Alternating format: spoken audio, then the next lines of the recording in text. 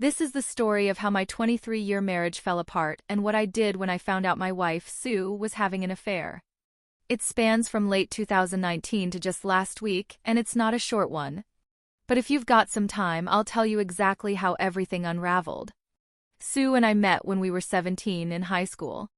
We started dating in 1992, got married at 22, and built a life together. She's the only woman I've ever been with.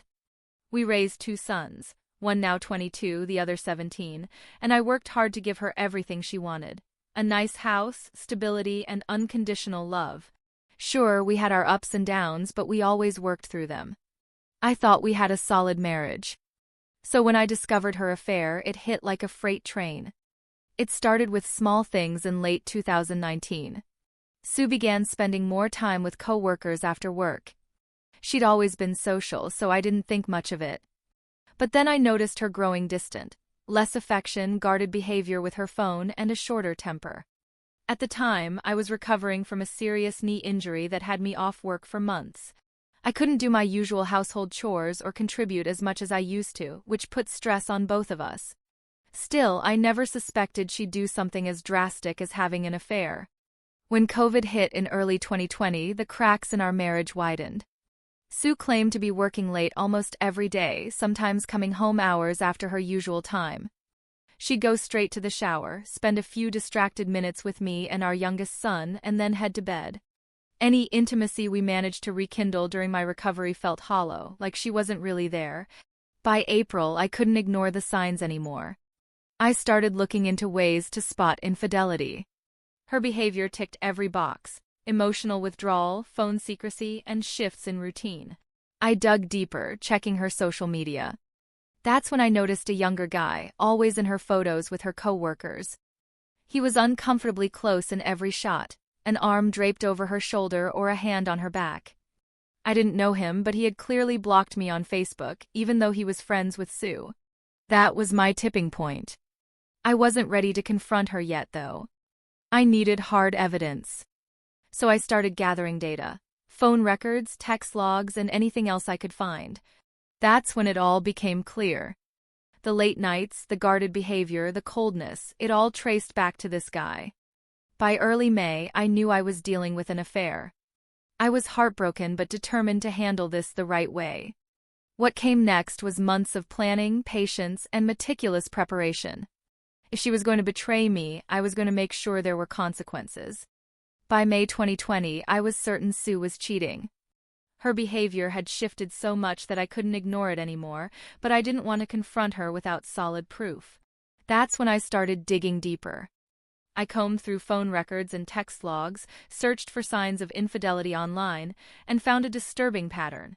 She was constantly in contact with one particular number. A quick search confirmed it belonged to the younger coworker I'd seen in her photos. Let's call him POS.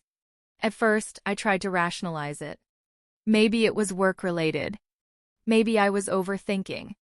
But the more I uncovered, the harder it became to deny what was happening. Sue wasn't just pulling away emotionally, she was fully involved with this guy. Still, I didn't confront her. I needed undeniable evidence, not just suspicions. That's when my best friend, Oz, suggested a spy app. With it, I could monitor her phone activity in real time. I hesitated but eventually installed it. Within days, I had my proof: explicit texts, plans to meet up, and even messages reminiscing about nights they'd already spent together. It was devastating to read. I spent 2 days completely numb, avoiding Sue as much as possible. By the third day, the sadness turned to anger. Instead of confronting her outright, I decided to plan my exit carefully. I came across a quote online: "The enemy of infidelity is unpredictability."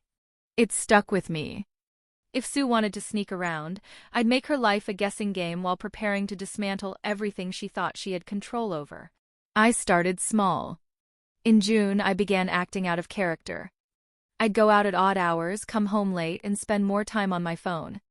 When Sue asked what I was doing, I'd give vague answers like, "just stuff," and change the subject. I also changed all my passwords, a move that clearly unsettled her since we'd always been open about our accounts. The shift in my behavior planted a seed of doubt in her mind, and I could tell she was starting to worry. Meanwhile, I kept monitoring her conversations. Sue and POS were acting like they were in a full-fledged relationship. They sexted, exchanged romantic messages, and even arranged to meet at our house when I wasn't home. That last detail infuriated me. She brought this guy into the home I built for our family. I logged everything, screenshots of texts, call logs, photos, and more. I was building an arsenal of evidence. By July, Sue's paranoia was growing. She started texting and calling me more often, asking when I'd be home or what I was doing. It was almost laughable. She was cheating on me, but she was terrified I might be doing the same. She even confided in POS about her fears, saying I'd become distant and cold. The hypocrisy was staggering, but I played my part, keeping her guessing while spending time with Oz and other trusted friends. The more distant I became, the more Sue tried to pull me back in. She'd initiate affection, try to have serious conversations, and even ask me outright if I was unhappy. But I gave her nothing. By October, she finally snapped. One evening, she called me at work and asked me to come home early, saying she needed to talk. I thought she might confess to the affair, but instead she accused me of being unfaithful. I couldn't hold it in. I burst into laughter. Not just a chuckle, but full-blown hysterics. I laughed so hard I fell to the floor, tears streaming down my face. To her, it probably looked like I was laughing off the idea of cheating. In reality, I was laughing at the sheer irony of her accusations. When I finally calmed down, I kissed her on the head, said nothing, and went about my evening. Later that night, I checked her messages with POS. She told him, "I know he's cheating on me." I asked, and he literally laughed in my face. He doesn't care about me anymore. This is karma, I know it. It was the first crack in their relationship. POS tried to comfort her, but I could see her guilt starting to bubble up. While she spiraled, I kept moving forward with my plan. By September, I had met with a lawyer to start the divorce process. New York allows fault-based divorces, and with the mountain of evidence I'd collected, I was in a strong position. I also began secretly withdrawing money from our joint accounts and transferring it to my personal account. By November, I had secured a small apartment and started moving my belongings out bit by bit with Oz's help. To keep Sue off my trail, I leaned into the unpredictability. I spent more nights out and even staged photos with my friend Nina, who Sue had always been suspicious of. We posted a few pictures on Facebook, showing us laughing and sitting close together. Sue found them a few days later and confronted me, accusing me of being handsy. I seized the moment, throwing her own behavior back at her. "What about those pictures with POS last year? He was pretty handsy too. Did you see me getting upset?" Her face went pale. She stumbled through excuses, but it was clear she didn't know how much I knew. By mid-November, Sue started pulling back from POS. In her texts, she told him she couldn't see him anymore, that the guilt was too much, and that she needed to save her marriage. She claimed she still loved me but would always have a place in her heart for him. POS didn't take it well, begging her to reconsider. I saved every word. By December, I had all the pieces in place. The divorce papers were ready. My finances were secure. My boys, who I had informed about the affair, were prepared for what was coming. It was time to make my move. By December 2020, I was ready to execute the final phase of my plan. Sue had no idea what was coming. She thought she had things under control, but the foundation of her life was about to crumble. I started with my sons. On December 4th, I sat them down and told them everything. I didn't go into explicit details, but I explained that their mother had been unfaithful for over a year and that I was filing for divorce. My oldest son took the news calmly and offered to let his younger brother stay with him for a while to avoid the fallout. My youngest, who had recently experienced his first breakup due to infidelity, was crushed. Seeing his pain made me even more determined. We packed some of his belongings and they left that night. Over the next 2 weeks, I worked to tie up the last loose ends. I moved the remainder of my personal belongings out of the house, piece by piece, with the help of Oz. I changed my phone number and gave it only to the people who needed it: my sons, close friends, my sister, and my lawyer. Meanwhile, I continued playing my role at home. I acted warm enough to keep Sue off guard, occasionally showing her affection or initiating intimacy, though it disgusted me. Then came the masterstroke. I compiled all the evidence I had gathered, texts, call logs, photos, and emails, into 14 neatly organized binders. Each one was labeled and addressed to key people in Sue's life: her parents, her 2 sisters, her brother, her closest friends, her HR department, since POS worked at the same company, and even POS's parents. I mailed these packages on December 16th, ensuring they would arrive just before Christmas. I kept 2 copies, one for my lawyer and one for myself. On Christmas Eve, Sue had no clue what was happening. She came home at her usual time, showered, and spent the evening with me. We even had sex that night, a final, bitter reminder of the bond she had destroyed. What she didn't know was that I had already packed everything I needed for my departure. While she slept, I left the last binder on my side of the bed, taped with the divorce papers and a note that simply read, "Merry Christmas." Next to it, I placed my old phone and my lawyer's business card. Then, I walked out of the house we had shared for 23 years, never to return. The fallout the next morning, Sue woke up to the bomb I had dropped. By the time I checked Facebook, her world was already unraveling. The binders had reached everyone. Her family was furious. Her youngest sister publicly berated her, while her parents condemned her actions.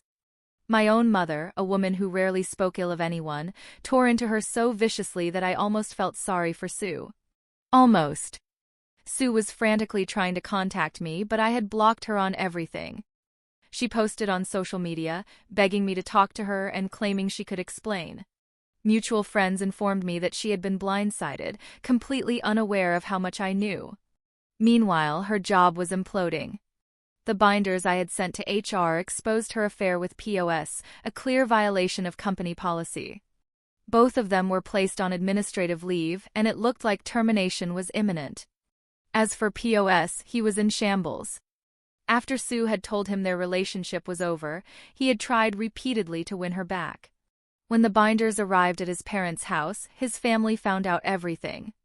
According to a mutual friend, POS's father gave him an earful, calling him a disgrace for getting involved with a married woman.